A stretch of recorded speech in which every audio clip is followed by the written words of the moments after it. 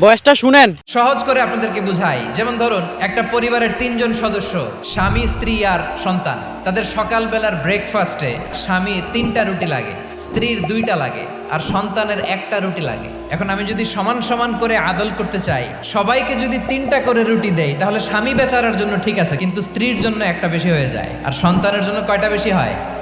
আচ্ছা, 2টা করে যদি সবাই দেয় সমান সমান নীতিতে, তাহলে স্ত্রীর জন্য, স্ত্রী বেচারির জন্য ঠিক আছে, কিন্তু স্বামীর কয়টা কম পড়ে? আর সন্তানের বেশি হয়ে যায় কয়টা? আচ্ছা, সমান সমান নীতিতে সবাইকে যদি সকালের নাস্তার জন্য 1টা করে রুটি দেই, সন্তানের জন্য ঠিক আছে, কিন্তু স্ত্রী বেচারির কম পড়ে কয়টা?